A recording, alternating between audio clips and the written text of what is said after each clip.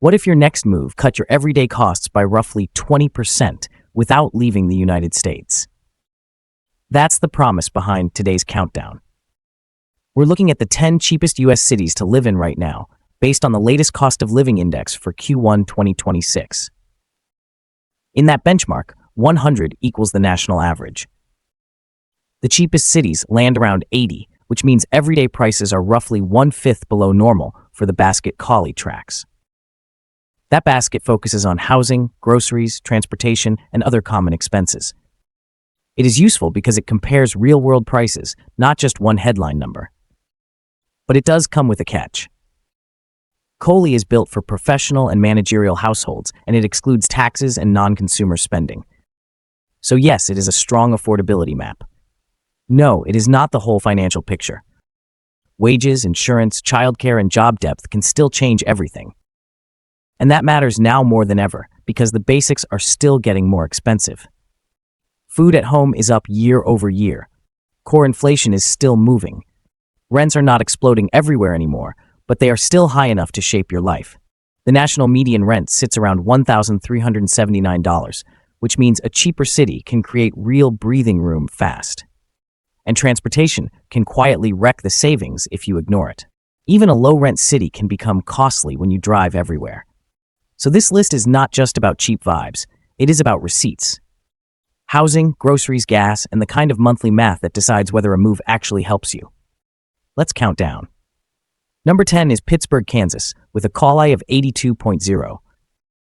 This is classic Midwestern affordability. Think small metro pricing, manageable housing, and a pace that feels far less frantic than a major city.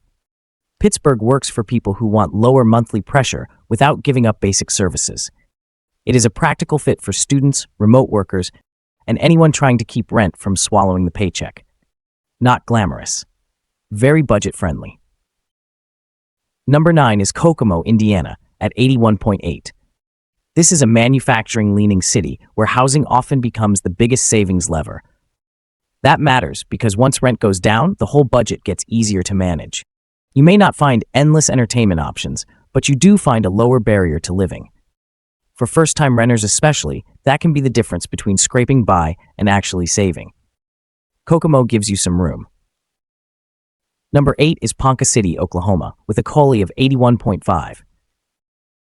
This is one of those places where day-to-day costs stay low, but the lifestyle usually leans car first. That is important because transportation is often the hidden budget killer. Cheap gas helps. Short drives help. Long commutes do not. Ponca City makes sense if you want a smaller city routine and you are comfortable planning life around a vehicle. Low costs, simple setup, fewer surprises. Number 7 is Anniston, Calhoun County, Alabama, at 81.3. This is southern affordability with a smaller market trade-off. You may give up some of the amenities, shopping density, and job variety you would find in a bigger metro. But the baseline on essentials can be noticeably lower. That makes it appealing for budget-minded movers who value stability over noise. If your goal is to shrink the monthly burn rate, this area deserves a hard look. Number 6 is Salina, Kansas at 81.1. This is a practical low-overhead pick. It feels road trip friendly, logistics friendly, and easy to understand financially. That can matter more than people realize. In cheaper cities, convenience often drops before the price does. Salina gives you a straightforward Midwestern base with less financial strain and enough everyday infrastructure to keep life moving. It is not trying to impress you. It is trying to save you money. Number 5 is Oklahoma City, Oklahoma, at 81.0. This is the standout big city on a budget entry on the list. That is a serious advantage.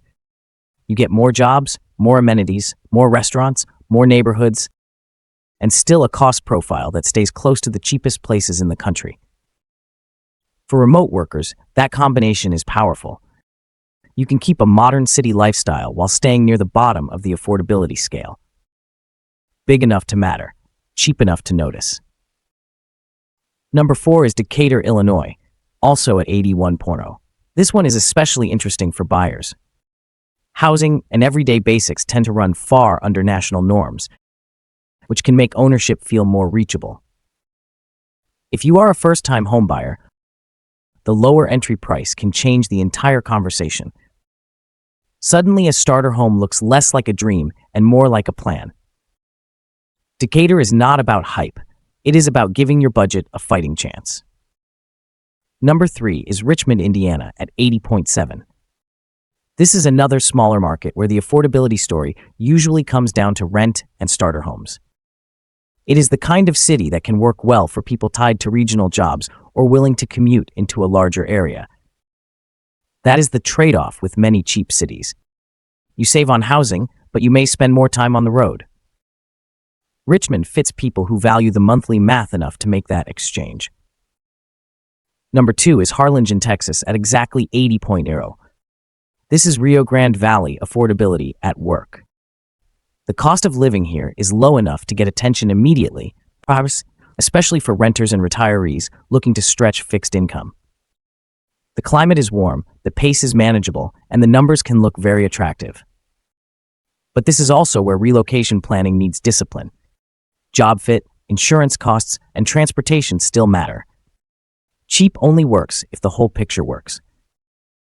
And number 1 is Tupelo, Mississippi, with a CALI of 79.3. That makes it the cheapest city on this list right now, and roughly 1/5 below the national average on the COLI basket. That is a meaningful gap. Tupelo represents the purest version of affordability: lower housing pressure, lower everyday costs, and a better chance to keep more of what you earn. For people watching every dollar, that is a big deal. For people making a move, it is an opening, not a guarantee. Because that is the real lesson here. A city can be cheap on paper and expensive in practice. Lower rent does not automatically offset lower wages. Lower grocery prices do not help if your commute is long. Lower home prices do not matter much if the job market is too thin. The smartest move is the one where your after-housing budget actually grows. There is one more reason this conversation matters now. National grocery prices are still under pressure, and even if some categories cool off, the overall feeling at the checkout line does not disappear. Cheap cities matter because they can soften that pain. They do not erase inflation. They do make it easier to live with. That is why the best relocation choice is rarely the cheapest city alone. It is the cheapest city that matches your life. So if you are a budget renter, a first-time buyer, or a remote worker trying to stretch your income, use this list as a starting filter. Start with housing. Then check groceries. Then check transportation. Then check jobs, climate, and amenities. That order keeps you from chasing a low rent number that breaks somewhere else. Comment your current city and budget, and subscribe for the next breakdown.